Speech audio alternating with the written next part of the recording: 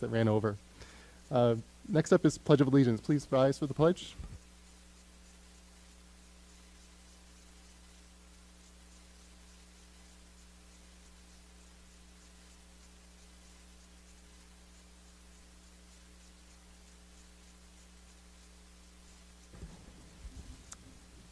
Thank you. Next up is the approval of the agenda. Pleasure of the committee. Mr. Hess makes a motion to approve. Second by Mr. Demotica. All those in favor? Aye. That passes 6-0. I'd also like to note for the record that Mr. Salvatore is not present tonight. Next up is the consent agenda. There are a bunch of items here. Approval of minutes from the regular meeting 9/27/2018. Approval of minutes from executive session 9/27/2018. The enrollment report of October 1st. The school police report of September 1st. And the residency truancy report of October 1st. Pleasure of the committee. Motion to approve. Motion to approve by Mr. Fiorillo. Second by Mrs. Goggin and Mr. Hess. All those in favor? Aye. That passes 6-0. Next up is report out of executive session. We had an executive session on 9/27. There were no votes taken, and I need a vote to seal the minutes from that executive session.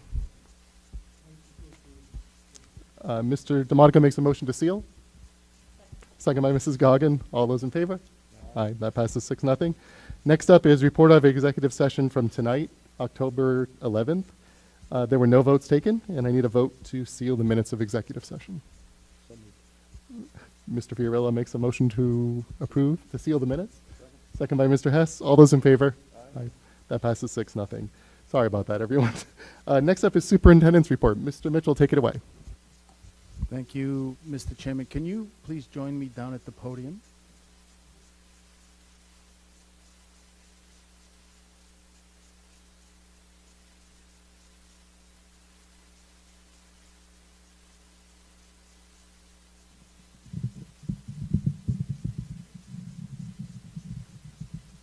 Test. Good evening, everyone. We would like to take a few minutes to recognize some folks who have retired from their positions in the district. Is Maureen Orabone here? Okay, she is now. Okay.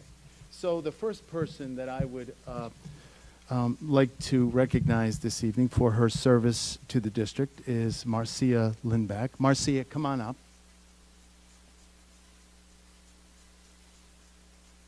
Come stand over here, Marcia.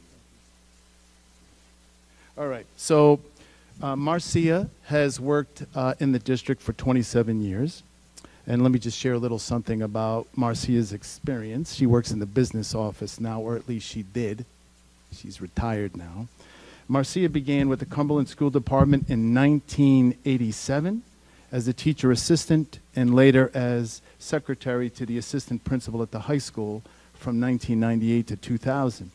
She accepted an opportunity elsewhere in 2000, but returned to the Cumberland School Department as a building secretary at North Cumberland Middle School and the high school transitional building. In 2013, she transitioned to the business office and remained in the payroll department through her retirement. Marcia, on behalf of the school committee, we thank you for your 27 years of experience here. 29 years of experience here. And we wish you well in your retirement. And two things. I have a certificate for you, and I can't give it to you now because it was supposed to be signed. I signed it, and the chair of the school committee signs it, but he is ill and wasn't able to sign it, so we'll get that to you. We know how to track you down. And most importantly, you get one of these special bags. And this actually is an upgrade. This is a little bit bigger than the bag, so you can put more of your stuff in there when you go on vacation. Oh, absolutely. So, First thing on my mind. Congratulations. Thank you. Thank you. Yeah, enjoy. Thank you very much. Yeah, Marcia worked with me the last 6 years, and I just want to publicly acknowledge the great job she did in payroll. You know, no one even knows who the payroll person is if payroll's running right? People's pays are correct, and all the different various deductions that come out, work out each week. There's no problems, and no one ever heard from Marcia because she did such a great job at it. So thank you for your great work in there. Thank you.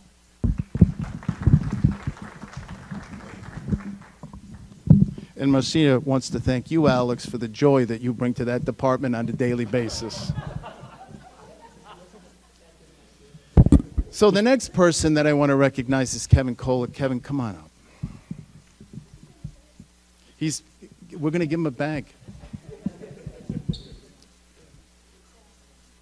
So I'm sure that many of you know that Kevin Kolick was a school resource officer for 11 years. We got that right. And based on my experience and you know, having been a high school principal before becoming a central office administrator, I had an opportunity to work with a number of school resource officers, and I can't begin to tell you how valuable they are. And it really is an important role for many reasons. And the thing that I think impresses me the most, and I think Kevin did a great job of this, is, you know, like, I think whenever all of us are in a situation where we have to deal with the police, it's a scary thing. But the school resource officers have an opportunity to have a positive influence on the way that we all think about police officers.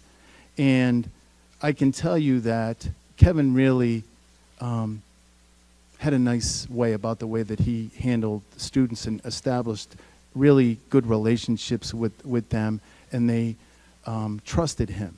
And the goal was never to catch students doing something wrong. The goal was always to help students make the right choices.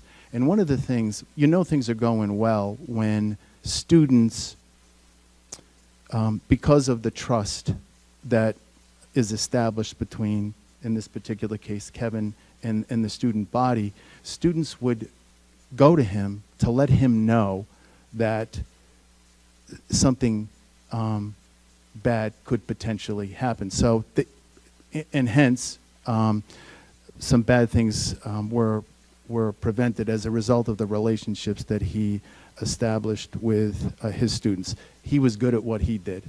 And, you know, my office faces Mendon Road, and students love to park in that parking lot next to the pool club. And rain, sleet, or snow, every single day at the end of the school day, every day, Kevin was out there coordinating the students leaving that parking lot.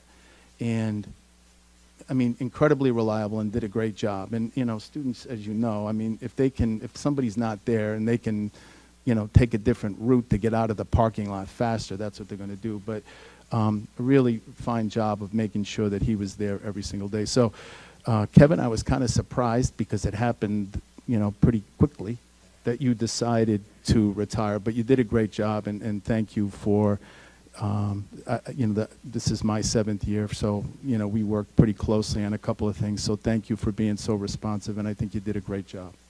So thank you. And you get a bag. So congratulations. All right, I think we're good. Thank you. Should I keep this on or shut it off?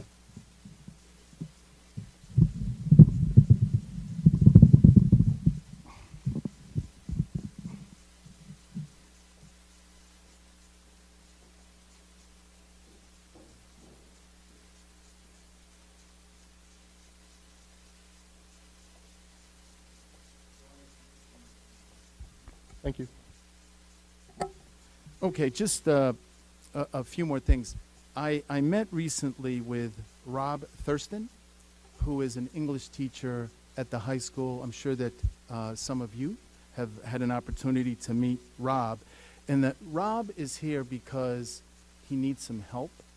And I suggested that Rob come and speak to the school committee because, to be honest, I was hoping that you might be able to help him with this this IRB AP research process that needs to be implemented for this particular course that he teaches.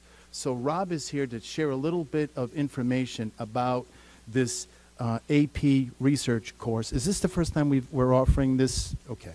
And he has one of his students who I have not met yet, I don't believe.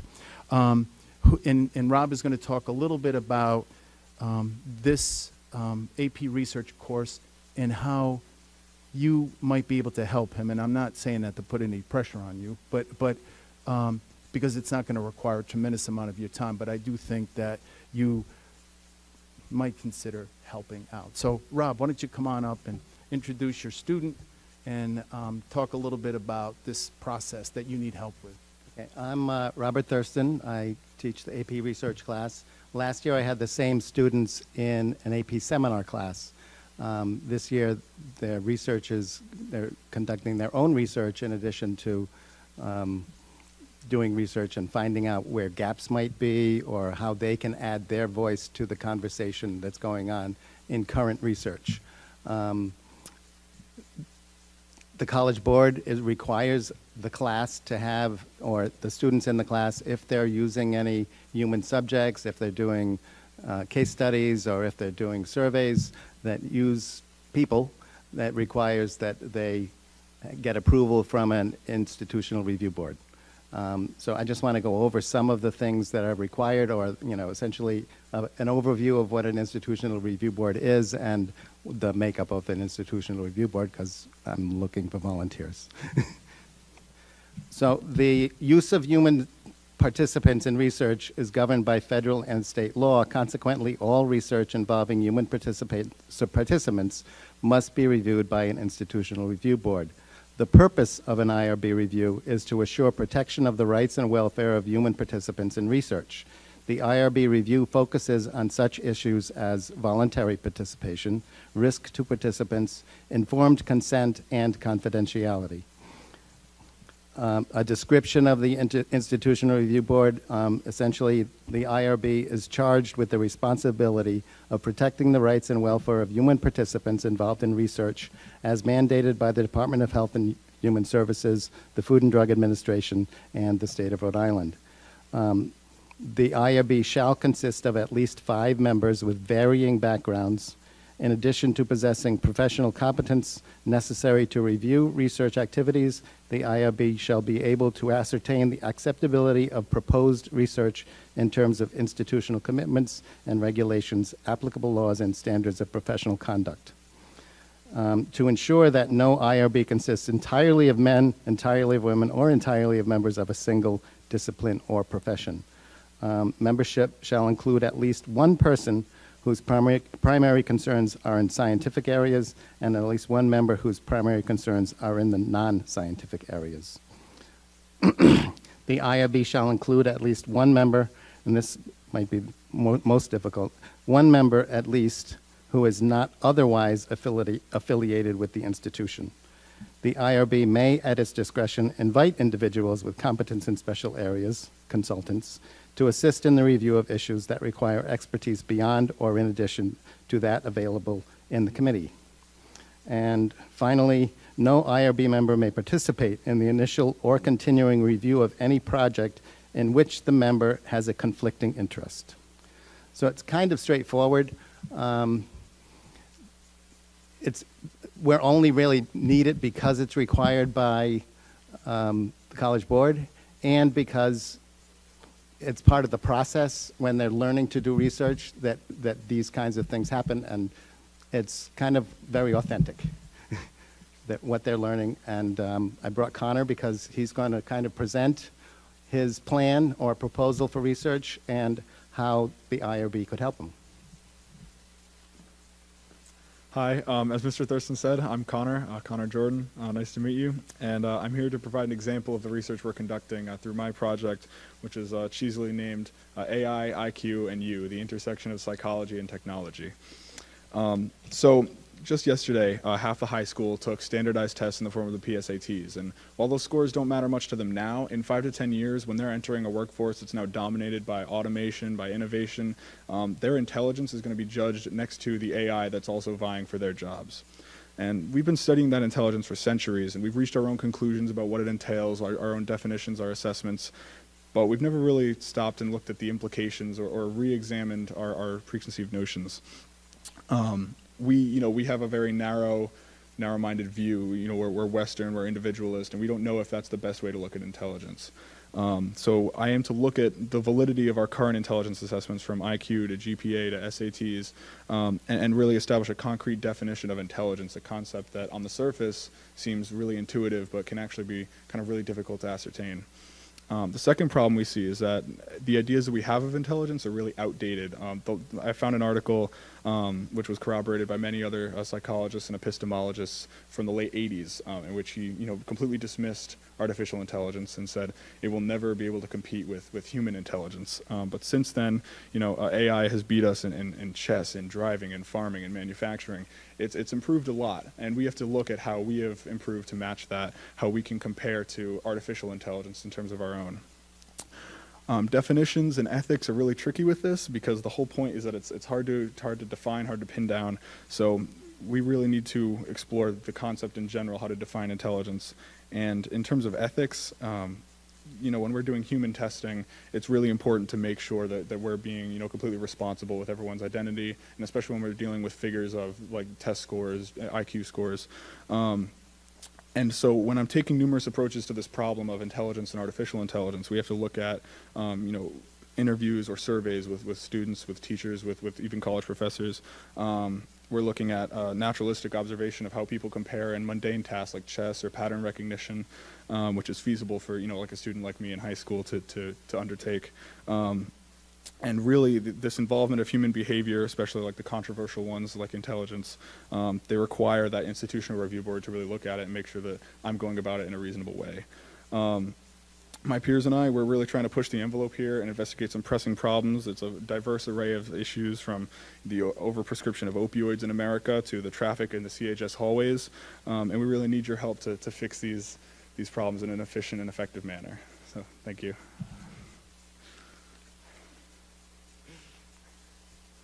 I followed some of what you just said. So I have a question for Mr. Thurston. So do you have already an idea? So 5 people have to be on this board? Yes. And there has to be at least one person, right, that's not affiliated with the institution? Correct. So have So you we- thought about who could fill these roles? The department head for special ed has agreed at the high school, and so has Dr. Santa. Other than that, I don't have any, preconceived groups or people. The commitment would be essentially the people in this class they don't even have to. They'll present what they're going to do and the approaches to me for approval before it would come to you. And I foresee it being more of a rubber stamp thing, but I welcome your feedback. Probably that means a meeting in November, as early as November, and possibly if they encounter difficulties in research and have to modify something, another meeting in January. And that would probably be it. Can I ask, are parents considered somebody affiliated with the institution, or are they? Not as long as it's not somebody that's involved with the research. Anyone else have any questions? Do you anticipate needing this every year, or Yes. is this pretty much a one-year commitment? This for is, now? well, I started with AP Seminar last year. It was the first year of AP Capstone even being in Cumberland, and I think we were only one of the first schools in Rhode Island to offer the AP Capstone program. And the way we have it set up now is that's kind of going to be a looping system, a dynamic. So there's another teacher teaching AP Seminar this year who will also then teach AP Research next year. So it would be a yearly thing. Usually, I essentially used Rhode Island College's information to make the presentation. Usually, it's about a 3-year commitment, but that can change. People can come on and off the board as necessary.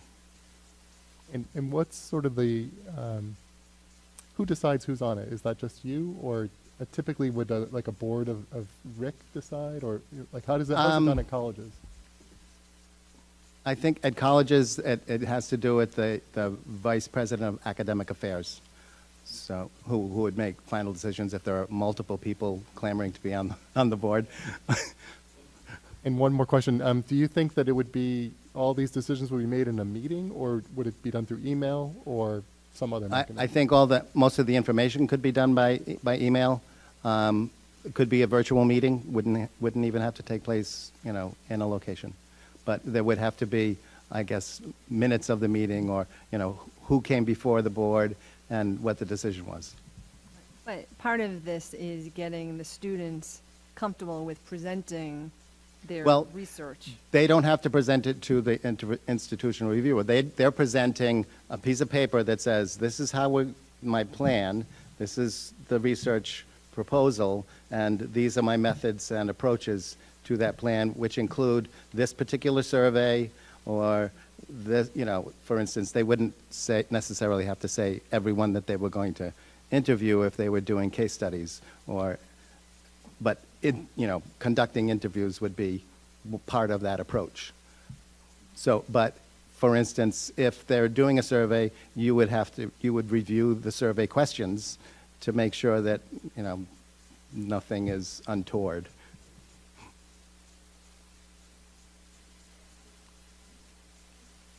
So are you looking for some volunteers tonight, or help for finding volunteers, or? Both. Both?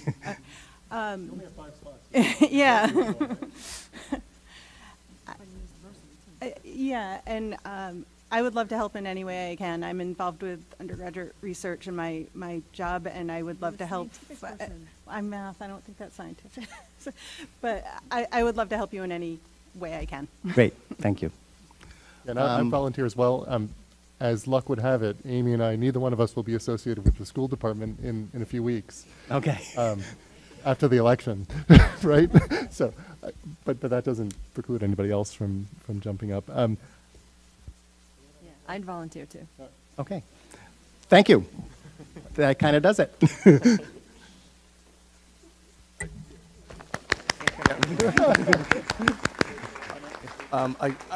I, for one, would be fascinated in hearing what your research finds as to when the robots will take over. I don't think it's going to be that kind of result, but yeah, there might be some leanings. And Mr. Jordan, I think if 4 years ago I would have predicted that you would have been researching Canada after your Quebec presentation in this room, but which was awesome. Okay. Thank you. Thank you very much. Well done, Connor. Okay, I just have a few more things that I would like to share very quick, and thank you, school committee members, for helping us out. Appreciate that.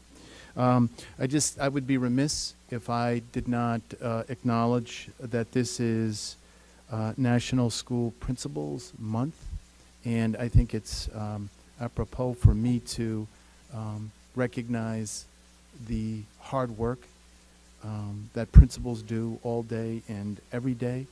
We are very fortunate, I believe, because we have 8 principals that are really good at what they do.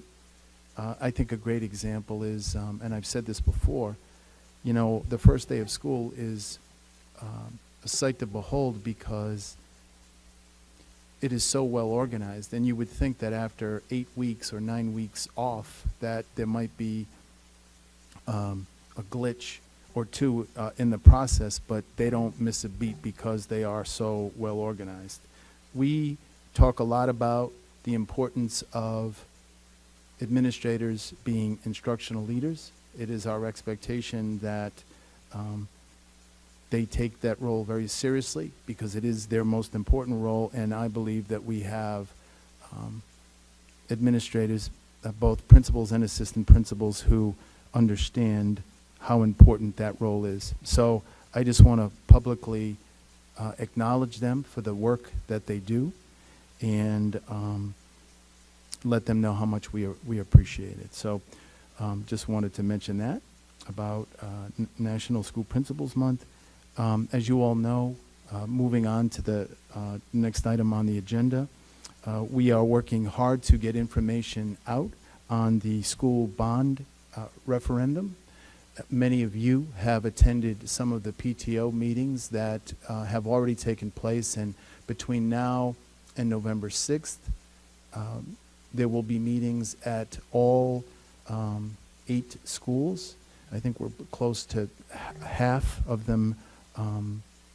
We've met with half of the PTOs up to this point, and we have established a plan where we're getting some communication out about the bond referendum every week from now until November 6th. We have a committee that meets regularly. In fact, we are meeting again on Monday.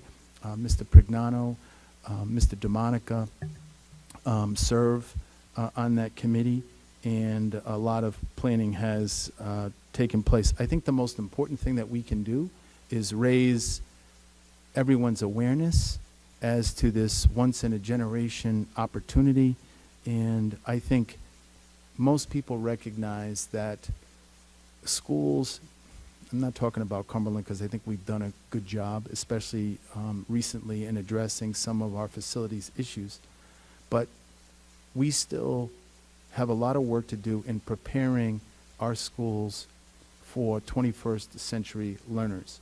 So there is still other facilities work to be done, but we want to transform our schools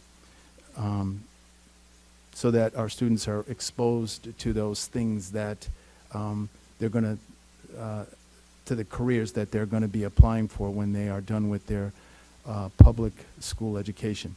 So more information to come, and again, I would urge everyone to get out and vote and support question 1 and question 5, the state referendum with the $250 million, and the Cumberland facilities referendum, the $83 million, to support the facilities work that needs to be done, not only in the state, but in the town of Cumberland.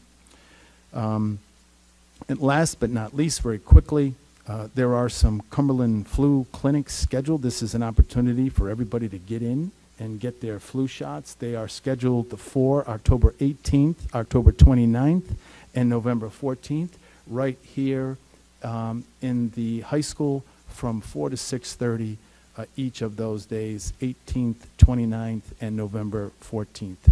Thank you, Mr. Chairman. Thank you, Mr. Mitchell. I may be sending it right back to you. The next up is the chairperson's report, which is the update on CHS band uniforms. I'm sure that Mr. Salvatore had something planned to say Yes. for this. I know Mr. Ferrocci is here. Mr. Ferrocci's here. Mike, Yeah. do you have something you'd like to share with the school committee? I and just the meant that audience? I'm sure Mr. Salvatore wanted to have a preamble to what you were going to say, but Mr. Ferrocci, take it away. Sure. We have a fitting for the kids scheduled next Thursday. So Mr. Pearson is our representative from Stanbury. He'll come down. He'll size all the kids. We have sole source letters for the uniforms produced, which means that it's unique to Cumberland, designed for Cumberland's. As well, I'm working on the storage of those uniforms. So the company Wenger Corp. Will be quoting us, or has quoted us, the shelving units and where they would install them in the rooms. That's where we are right now on it. I don't know if there's anything more specific that I could get into for you. I have a question about procedure. So we haven't approved the money for this, have we, Mr. DeMonica? We have already voted upstairs to set the money aside from last year's budget to pay for this. We haven't approved any resolutions yet to spend it. I had an email conversation with the band director about how to proceed, and that was to go through the high school principal, and however requisitions are done to follow that procedure. So we need to take the vote to spend the money on each of them once the resolution comes to the committee. Thank you. Can you tell me how many you're buying? 110 is what we'd like to buy. That doesn't mean you can put 110 kids in it. If Yep. you have 110 kids, then 110 doesn't do it, right? So that would probably fit 95 about. I mean, obviously, you can't quite tell because the sizes are different. You don't know what exactly you're going to get. I'm going to do the best to predict that. And so 110 would probably put about 95 kids in uniforms. And I do anticipate that we will get there 3 to 5 years. And, you know, these uniforms will be around for a while, so. And is it normal practice to do measurements of students? Like, it seems like you could buy an assortment and they would have a recommended assortment. So, Yeah, measurements is how we generally go about it. Kids are different sizes in different schools and different areas, so Yep. yeah, we'll get the sizes. And I'm even sizing those seniors, even though they're going to be graduated by next year, right? Just so we can have an idea and we can do the best to predict, you know, what the future holds and how big the kids will be and how many there will be and all that. thank you. Great, thanks. Next up is reports from standing committees. First up is payment of bills. Mr. DeMonica. Mr. Chairman, we did meet tonight and discuss the payment of bills. We have 2 sets of vouchers, 2017, 2018, and 2018, 2019. So the first one is 2017, 2018 in the amount of $184,110.50. It passed upstairs on a 3-0 vote, and I would move passage. Mr. DeMonica moves passage of payment of bills in the amount of $184,110.50. Did I get that right? Second. Second by Mr. Fiorello. Any discussion? All those in favor? Aye. That passes 6-0. And the next set of vouchers is 2018, 2019. The amount is $1,110,059.78. Passed upstairs, 3-0 vote. I would move passage. Mr. DeMonica moves passage of payment of bills in the amount of $1,110,059.78. Do we have a second? Second by Mr. Hess. All those in favor? Aye. That passes 6-0. Thank you. Next up is the report from your committee, which is Fiscal Management Subcommittee. Mr. Chairman, we did meet tonight. We voted, which will come up later on, in regards to the employee compensation that you've posted to the website. And we got a little update from the business manager, and that was it tonight. Thank you, Mr. DeMonica. Next up is Policy and Procedures Subcommittee update. Mr. Fiorillo.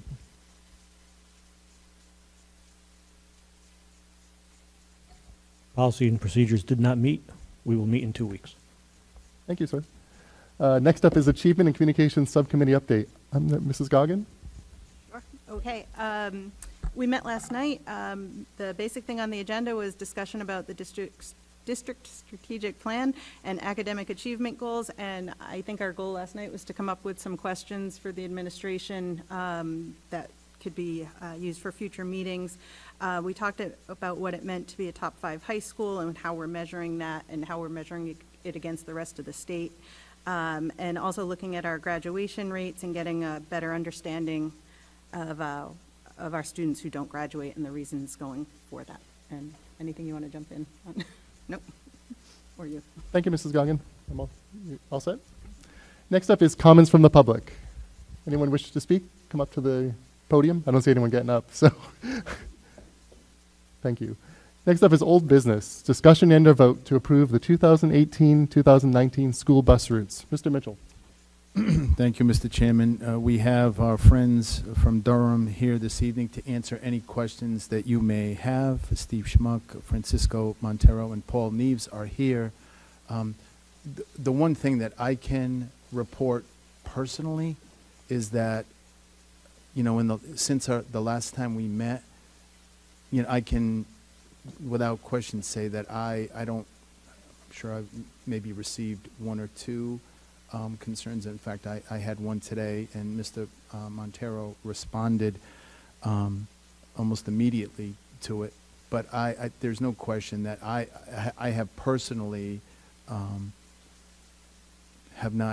don't recall any complaints or many complaints since the last time that we met. So I don't know if you have any questions for them, but they are here if you do. you want to come up to pleasure of the committee? Yeah, questions. Mrs. Goggin, sure. You might need to come up to respond just so we can get you on the recording.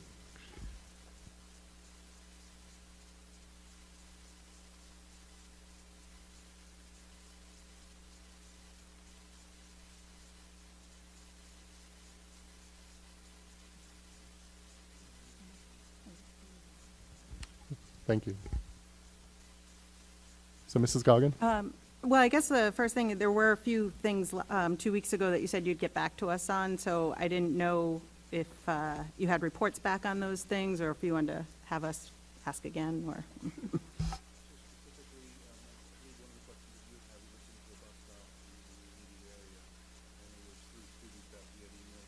Earlier on, prior to that meeting about, and we did meet with the driver, and those 3 students were validated, and we are picking them up in that area. So that, it seems as though that would be an effective stop that we wouldn't change necessarily, so.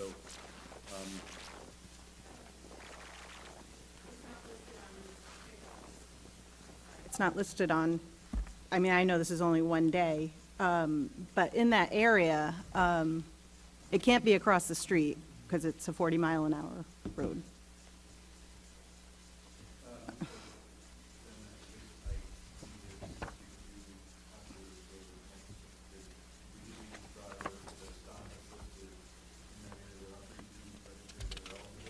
Okay. Okay.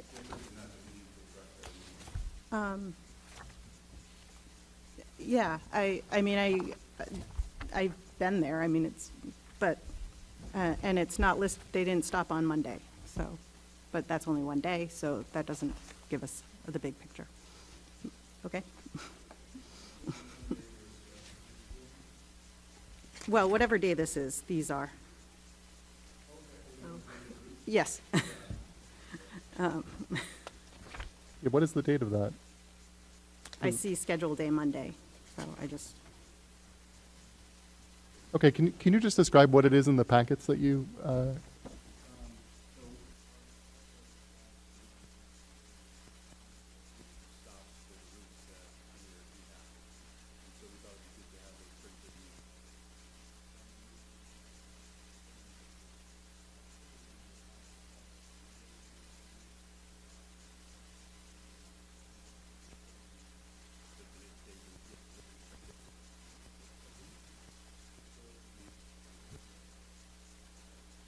The same every PM?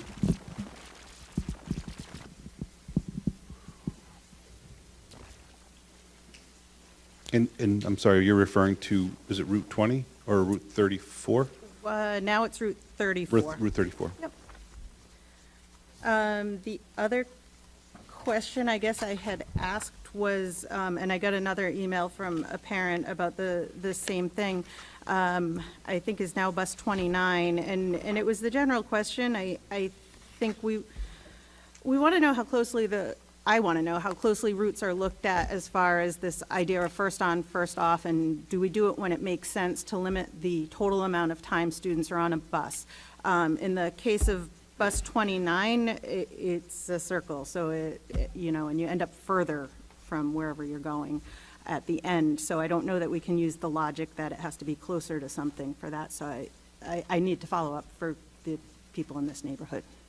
Okay, I hadn't heard any further concerns about 29 specifically, so I definitely will immediately go back and look at 29 for the logistics of it. We definitely do evaluate those on a very consistent, regular basis. We take feedback from our drivers. We do a safety risk assessment, so if there's a situation where we need to maybe engage the DPW or low-hanging branches or whatever prior to performing a route that might be risky, we try to make those adjustments. If left-hand turns, for example, we try to avoid making as many left-hand turns as possible because those are typically a riskier blind spot maneuver. So if we can take a right and another right through a neighborhood and then navigate back off to another neighborhood, we try to do those type of situations. And then sometimes we try to make logistical changes based on what we feel is the safest decision.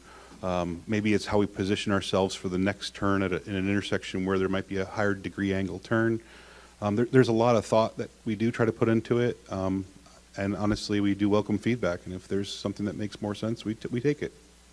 Okay, and I am glad to hear that you get driver feedback, because I think the driver of this particular bus has been doing it for a long, long time, and I think in general, people have a good deal amount of respect for him. So I think what he Excellent. says should be pretty valued. Thank you. I would like to say that I think our drivers are really trying to do an outstanding job for the community. We have a lot of veteran corps employees that really care passionately about the children and want to do a great job. And so they're equally concerned about, you know, the perceptions and what's going on in the community, and do want to do a great job. Mr. DeMonica? Steve, we asked a question of the superintendent upstairs tonight, and that question was, does Cumberland have enough school buses to get the job done? And obviously, it would be you guys knowing whether we have enough school buses to get the job done. Do we or don't we? That's a great question, and over the years we've looked at a lot of different scenarios to try to improve or give bell time suggestions, or look at the different start times as well, try to make them later and do some things that are as best as for the community as possible. And I look forward to the upcoming reviews of looking at the high school and middle school bell times, et cetera. There are and has been challenges, and I don't want to make it a long-winded answer because I know you want a yes or a no. But there is always an opportunity where we could certainly improve things if we maybe added a bus or two, but that's obviously we want to be budget friendly, safety friendly, and do the right things for the community. And you know, we've, I believe, got a pretty good performance at this point. We've got, like I said, it's been very quiet on our end. Every time we get any feedback at all, we immediately respond. I know we had an email today with a concern, and we evaluated it. We gave GPS data, validated how we're performing, and it looks as though we're doing pretty well. I shoot for excellence, shoot for perfection, but I know we have off days or make a mistake or a sub-driver. That does happen in our industry, and they make a wrong turn. So we will continue to try to improve it and make it better. At this point, you know, I believe we're doing the job successfully. And doing it, I think, pretty well. As we look at the future and what you may want to change or look at the district, I think it would be a fair assessment to say, what do we need to do to make it better in the future, and provide that feedback when we do the evaluations. Any other questions? Mr. Hess? At this point, do we have any buses that are consistently late to school? I will have to defer to the local team. I haven't heard of any that have been consistently late. I know we've had some that have been late for a number of different reasons, but I'm not aware of one that's been causing, you know, a loss of learning time or, you know, concerns of getting to the classroom on time. And if those do arise, we will immediately address those. Okay. And then just as a follow-up, and this strikes my own personal family. If you have a substitute bus driver who is unfamiliar with the route, what is Durham's policy or process or desired behavior in that scenario? What is the driver supposed to do? What is their expected behavior to handle delivery of the students in a route that they're not familiar with? Right, and that is definitely a challenge, and we will recognize that. So historically and typically what our preference is to have cover drivers that we try to educate on as many of the routes as possible so that they are versed in certain you know, navigable situations or neighborhoods or challenges. And in most cases we can move drivers around that are pretty experienced and know the area. In some situations where we've got newer employees or people that are coming in to help out because of call-outs or attendance problems, we definitely try to pair them with an effective monitor or bus aid if available, where they can help navigate the route in some cases. Now in this community, you guys employ the monitors, and so that isn't always a successful match on how to do that. They are given the information as fast and as early as possible when we know, so they can take time to study, pull up the maps on the computer, even dry run it if possible. And I'll even give an example. We've got 2 new drivers that have been passed this weekend, past weekend. So they'll be coming to drive for this community. We're not putting them on a route. We actually are having them ride along with a number of different individuals so that whatever route they take, that they're pretty versed and get to know the kids, the stops, and what are the challenges with either that school or how to line up at the school properly. So we truly try to take the right approach and make sure we're not just throwing somebody behind the wheel that doesn't know what they're doing. There are circumstances where extreme shortages, where we might pull a driver from another bus yard who's fully qualified, vetted out, they're doing a safe job, but they may not be as familiar. And that's when you know that they might have took a wrong turn, a left or a right. And sometimes kids will call out, "Oh, I take a right or turn left," and so sometimes that causes some confusion. I'm sorry. Okay, but would it be your expectations that the drivers would rely on the children to give them directions? No, that's not what we normally would expect. No, obviously, they're going to hear kids on the bus, and we got to take that as with a grain of salt, if you will. They should be calling into dispatch if there's any confusion. As I said, there is a route sheet. They have the stops that are listed, and we'll have the information so that they can make the right decisions. Okay. I can just say from personal experience, my son had a substitute driver on a number of occasions last week, and they were relying on the students to tell them to stop. They had the list of stops, but she went past several stops and essentially told the kids, "Well, you got to yell out and tell me that this is your stop." I'm a little surprised in this day and age that you don't have GPSs as a backup in some fashion. That you could just have a GPS on the bus with the programmed route. We can't legally have that because it's got to be blanked out while the vehicle's in motion. That's a federal requirement. Okay. But even absent that, I don't think it's proper or appropriate for the students to be the ones guiding the driver. I understand it's difficult to deal with a route you're not familiar with, but in this case, stops were missed. They had to loop back and drop the kid off. So I have an issue with children providing guidance to the driver in that sense. Yeah. And in all honesty, we would welcome anybody's feedback in those situations so that we can do proper coaching or training or behavioral expectations. We have a wealth of training programs and a really excellent STAR Academy program that we enforce, and our drivers are very well versed in it.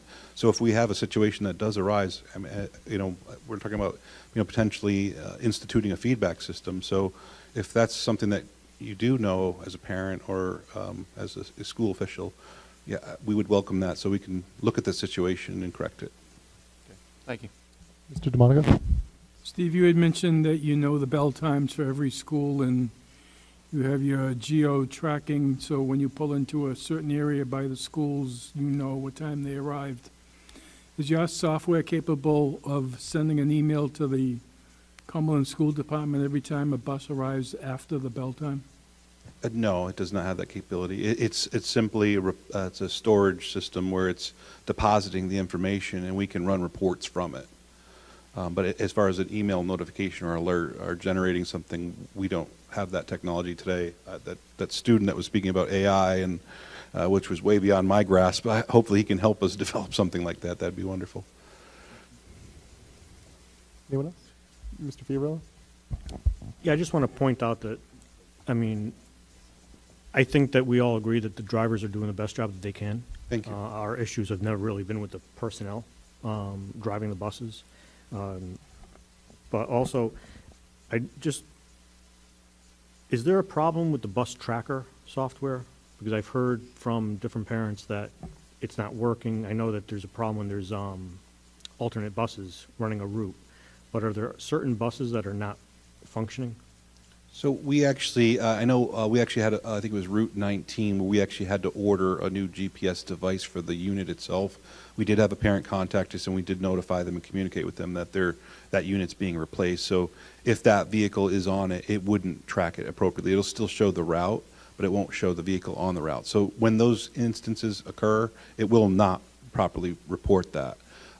We actually had made the updates that we spoke about at the last meeting, where we tried to adjust the afternoon departures on the routes so that if the bus normally departs, let's say, an elementary school at like 3:40 because of the lineup or the dismissal process, we tried to adjust the route to actually depart the school at 3:40 on average, even though it might get out at like 3:25 or 3:30.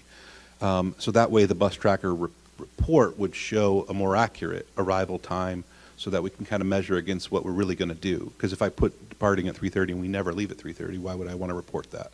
So we are trying to adjust it and manage through the bus tracker. And that's something that Francisco's been taking the lead on as well to improve the capabilities there. And with that system, as we get more folks enrolled, we do have some messaging capabilities that we can dispatch and send messages out to. Like, so if a bus is running late and you are signed up on the bus tracker app, even if you don't look at it, we can push, some notification messages to, and that's where we want to get to, where we can be, more proactive on situations. I know that we had a conversation a while back about cameras Yes. inside the school buses. Yes. Are we progressing with that? Yes, so we actually have 10 systems, which I think on my presentation, the last time we had talked that I think the language said 6. We have 10 currently installed. I know there's always questions of certain behaviors, and we'll move buses around right now currently if there's a need for another bus camera on a certain route. We are going to order, as I said in the last presentation, new systems so that every bus has a camera system this school year. I'm going to work with Sion, which is a Canadian firm that has some really good high definition, black and white color. They switch from day mode, night mode with infrared vision. It's got audio, video, really nice systems with, I think, probably about a 2-week to a 3-week recording before it overlaps, because it will overwrite itself if there's no requests. So that's the systems we will be putting in. And when do you expect that to be completed? We're going to probably get them in from Sion and get them in probably in December-ish, and then hopefully over the Christmas break, get the installs going. Okay, so you're still on the same schedule that we had originally. We are, yeah, absolutely. And the other system that I spoke to, and we kind of glazed through it pretty quickly last session, was the drive cam system. We actually, this is a third-party system, which is a safety. It's a safety tracking as far as inertia events and alerts and coaching. We've actually got a number of those actually already installed. Those were installed this past week. And actually we got some positive events actually occurred this week. Paul was speaking to me tonight about bringing in some drivers and coaching them on some pretty narrow misses where a driver did the right thing by avoiding a situation, whether they were cut off on Diamond Hill Road or whatever the situation was specifically. And so it was a nice way to reinforce something good for a change. And so that's a system that will be in all the vehicles probably in the next few weeks. It's not something I can record or ask for a video system from, but it gives me alerts and 7 seconds of video on the inertia event, and it gives me a chance to look at seatbelt usage, make sure they're not using a cell phone, those kind of things. And our drivers, I think, and thank you for the compliment, I think they're doing a great job. Anyone else? Mrs. Scoggin?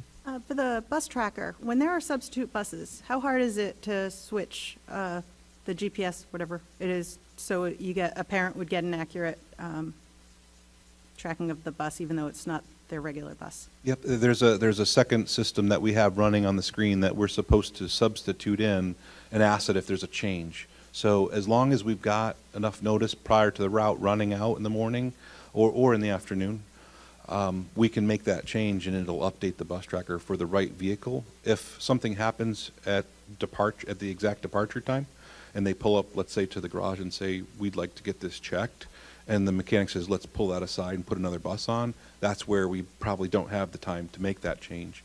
And that morning, that bus won't report. We can still go back and look at the data from the GPS because they're on all the buses. We can run reports from it, but it might not work for the app on that morning. Yeah. Anyone else?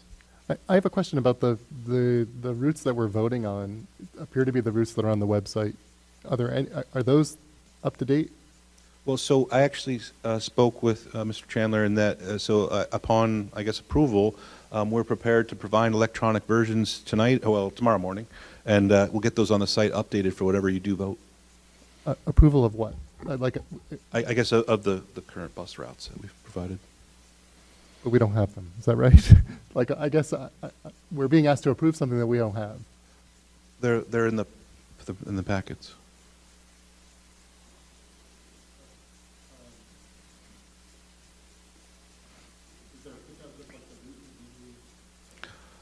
Like we have our routes today, bus 19, you can see all the stops. Is that is there a printout of that? Does that make sense? We could provide a different version format if you'd like us to email them, and I mean, we printed them right from the software, and I'm not sure how we've normally provided them in the past. Okay, you guys, you know what I mean though, right? Like we're looking for the routes that the parents would see. They wouldn't see any of this data. Right, if there's been an adjustment or anything, when these are voted, we would put those on the website. There's nothing in there that's a change for tomorrow. These are the routes we're running. So I want to make that clear. This isn't a change, or we're not proposing anything different. We've just validated you with the current information that we have today, and whether it's going to be a change from what's on the website, we're going to provide all new information for Mike to post for tomorrow. So I apologize if I've not provided that in the right format. Yeah, I understand. So one other question. You last time you were here, you talked about the web feedback form. Has there been any movement on that? So I actually have provided tonight, Mr. Mitchell, kind of a standard informational sheet. I've actually got some. If you'd like, I can hand them out to you this evening, and I encourage you guys to go on to www.busreport.com. I've got it running. It's a cloud-based system. Cumberland, Rhode Island is an option to select from. Right. And if you guys approve, and with Mr. Chandler's help, we could put that link available on your website, so that feedback will get captured and logged and reported and reacted to. Can you just reiterate what happens when a parent fills out that form? So it's a web-based compliment/complaint system. It's a feedback system, so we welcome both. And it's a very simple couple screenshots of, give us your information, how do you want us to call you or email you, what is the incident, or who are you acknowledging, is there a bus or is there a route, and it's just some basic information to capture the concern or the praise, hopefully, and that it escalates through our management system. And if there's not a response from the local management, it continues to escalate through our hierarchy so that there are responses. So they hit submit and it goes to the local office first? It does. It goes to the general manager at the local office. Great. And then it gets escalated if needed, but That's hopefully, correct. hopefully it's just taken care of at the local office. I guess about the packet here, this looks like a report, and just I may be misunderstanding, of the time on this day that you, is it a report of actual stops, or is it a proposed? I guess that, you see the difference? Those are, and again, I apologize.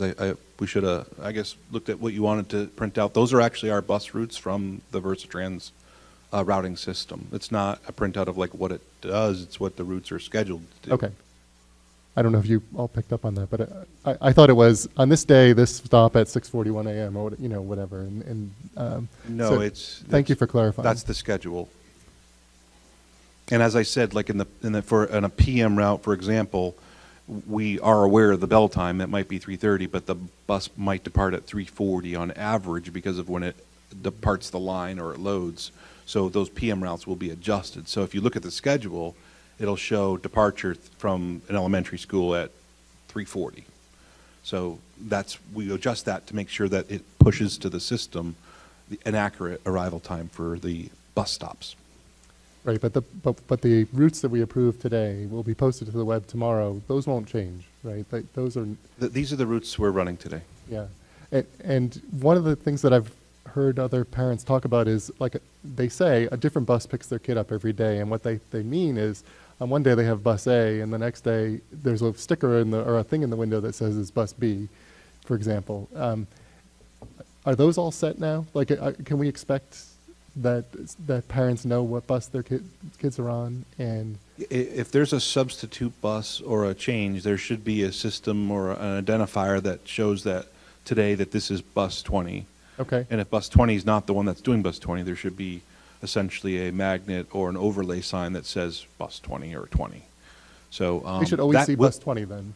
Yeah, and it should be that case. And if it's not, again, we welcome feedback to make sure that we do make those adjustments. We will historically have a lot of cycles because we go through 2 state Rhode Island inspections in Providence a year. Mm-hmm. We've got our extensive PM cycles, oil changes, et cetera. So we do cycle those through. And as drivers find a noise or anything, we pull them off the line, obviously for safety first, and then we inspect those and put them back out. So, yeah, you will witness changes to the fleet. I can't say that that will never happen. But they should be, the signage should be adjusted. Thank you. You're welcome. Pleasure of the committee. I'm going to save you some time on that, my first question, because that stop is removed. So it is not here, it's on the old one, so obviously it was found that nobody's there.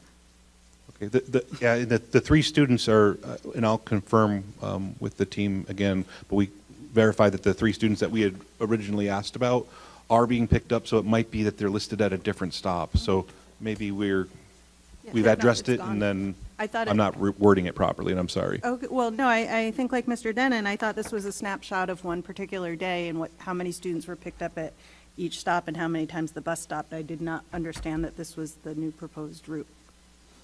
Yeah, it's bus route by bus route, and it's the schedule of what we're supposed to do. Yep. Do we want to table this or vote on it tonight? I'll make a motion to table. Mr. Fiorillo makes a motion to table. Second by Mr. Hess. Any discussion? Because information overload, I think, to put words in your mouth. You can vote no on tabling it if you want. All right, so we have a motion and a second to table. All those in favor? Aye. Against? So that passes 5-1. Is that right? With Mr. DeMonica against. So we've tabled that until our next meeting. Is that right, Mr. Fiorillo? Can I ask a question, clarification? Should I proceed with at least updating the website with the current routes we're running? That way, for the next meeting, you're prepared to...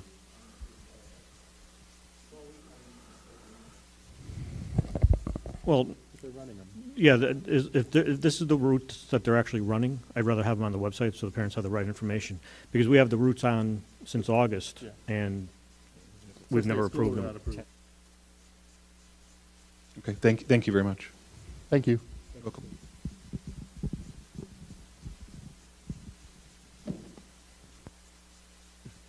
Okay, next up is new business. Update on Professional Development Day, October 5th, 2018. Mr. Mitchell. Thank you, Mr. Chairman. Just an update on Mr. Damana.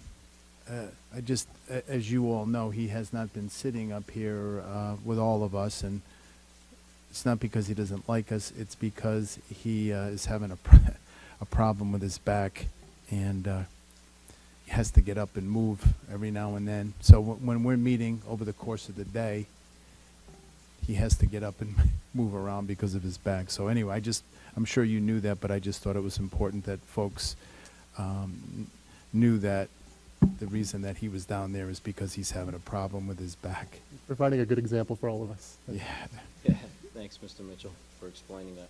About this time, it gets a little cranky. So just a very brief update. Cindy Shabbat, in your drive, has placed some artifacts that relate to the professional development session that we had on October 5th. We basically executed a train-the-trainer model where representatives from a company called Focal Point K-12 came down and trained principals and teams that they designated, who they wanted at the table, to train their teachers across the district K-12. So it's a big operation, 450 teachers, but it was really meant to be just a walkthrough. And what Focal Point is, I won't get into too many details. If you'd like, we can have our data coordinator, Diane, our Zoomanian, come in and do a 10 or 15 minute overview at some point when she becomes more acclimated with the system on what it can do. But basically, because we're becoming more and more, data analysts, and we're looking at data all the time, the school department's response to having data in a lot of different places, we wanted to have it in one place, a one-stop shop. So this tool affords us that opportunity to do that. It has other components that we want to use that support things like PLCs. The superintendent and I talk a lot about developing professional learning communities, and that's basically improving the efficiency of how our meetings operate within buildings. So when they're having conversations, when teachers and administrators, how are they facilitating conversations around student data? is it an efficient conversation? Are they actually getting to the root cause of the issues that are going on, or the things that they just need, not necessarily a root cause to a problem, but helping students who need to advance in other ways. So this tool talks to Aspen, and it is a work in progress. It's a 3-year vision, because the tool of what it can do today can actually do more by us customizing it to and tailoring it to our needs. So as our needs develop, we get together with spokespeople from Focal Point and Mike Chandler, and we've been meeting on this pretty frequently. There will be some sustainability components that we need to consider as a district in terms of capacity, and Mike and I have had conversations about that. But generally speaking, when teachers are looking at student work, we have internal and external data points that are all over the place. And it doesn't make for very efficient meeting time. And our time is limited with teachers. We don't have a lot of time with them. We don't have a lot of time after school with them. So when we do have that time, we don't want them going and looking for information elsewhere. We want it in one place. So the bottom line is I traveled to most of the schools on the professional development day. My team and I were able to get out, and the teams did a really, really good job, K-8. We did have some hiccups at the high school, and we're going to have little hiccups here and there about how things are executed or how things are communicated. But overall, it was a successful, I would say, a successful professional development day, and one that we're going to continuously go back to as it evolves. Any questions? And if you're interested, again, seeing the tool at some point, I can have Diane Arzumanian come in. Mr. DeMonica? Just one, why did we take 450 teachers out of the classroom for that day? We couldn't have found a better day to do this? So we didn't take 450 teachers out of the classroom. Said 450. Well, on the professional development day, 450 teachers were trained. All teachers were trained across the district on that day. I'm sorry? There's no school that day, so yeah. Right. Wasn't there a day before that where we pulled people out of the classrooms? Yeah, so when I was referring to the principals and their teams, principals and 2 teachers or 2 actually principals used, K-8 used interventionists and teachers who not necessarily were in front of students. But at the high school, their infrastructure is a little bit different because they're content leaders and people who execute. They're train-the-trainer models.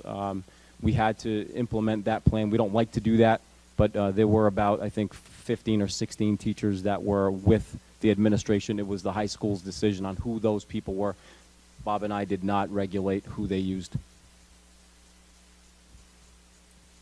I have a question. Do all the teachers have access to the tool, or how does that work?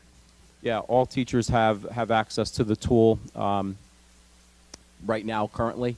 But again, it's a work in progress. So they're the only ones that can see it right now. Eventually, it'll also evolve into a student and parent portal as well. Thank you. Mr. Chairman, and one of the things I think will be helpful to members of the school committee is if we can actually do a demonstration. We'll show you at some point the vast number of things that this this program can do. It really is impressive. So we should do that at some time in the future. Yeah. Thank you. Next up is discussion and/or vote to approve resolution SCR 2018-18 Employee Compensation 2018-19. Mr. Chairman, this was up at fiscal. This is a housekeeping for us. This is for transparency. We publish on our website the salary ranges for all the employees that are with the district, or some of the positions that, even though we're not filled, what the range would be, and we're going to adjust this form so we show an asterisk that those positions are not filled at this time. So I would move passage. It passed upstairs in a 3-0 vote, and this will get posted to the website. Mr. DeMonica makes a motion and Mr. Fiorello seconds. Any discussion? All those in favor? Aye. Any opposed? That passes 6-0. Thank you, Mr. DeMonica. Next up is personnel recommendations. Mr. Mitchell. Thank you, Mr. Denon. I have 3 appointments, actually 4 appointments. One of them is a winter coaching appointment. Can I give you all of them at the same time? Okay, I request the advice and consent of the school committee on the appointment of Paula Davis, custodian nights for the Cumberland School Department effective October 16th, 2018. I request the advice and consent of the school committee on the appointment of Melissa Page, reading specialist at B.F. Norton Elementary School, with an effective date of November 5th, 2018. And I request the advice and consent of the school committee on the appointment of Paula O'Neill, classroom paraprofessional at Cumberland Hill Elementary School, with an effective date of October 15, 2018. And I request the advice and consent of the school committee on the appointment of Colin Smith, wrestling coach for the winter athletic season. Thank you, Mr. Mitchell. Pleasure of the committee. Motion to approve. Mr. Fiorello makes a motion to approve the 4 appointments. Second by Mrs. Goggin. All in favor? Aye. That passes 6-0. Thank you. Next up is school committee comments, school liaison reports. Anyone like to say anything? Just, Mr. Chair, Mr. DeMonica. I just want to say I appreciate the, Mr. Shaw, Councilman Shaw, and many others on the town council, Jim Mativi and others, have come out to the schools to help with the presentation to the PTOs and those that have come for the bond referendum coming up in November. And it's great that not only did they support it at the town council level, but they're coming out so that the public sees that they support it and wanted to see it happen. So, and the same for superintendent coming out to all these meetings during the week at night to make the pitch and tell the people why it's it's important to do that. So I just want to make note of that. Thank you. Thank you, Mr. DeMonica. I echo that as well. I appreciate everyone who's done so much work on this. So thank you to you and Mr. Mitchell and Mr. Shaw and others, as you said. And we do have a sign down there. Anyone else? Mr. Hess, I think you... Okay. Going once, going twice? All right, that's... Mr. Fiorillo makes a motion to adjourn. Do I have a second? Second by Mr. Hess. All those in favor? Aye. That passes 6-0. We're adjourned at 8:59 p.m.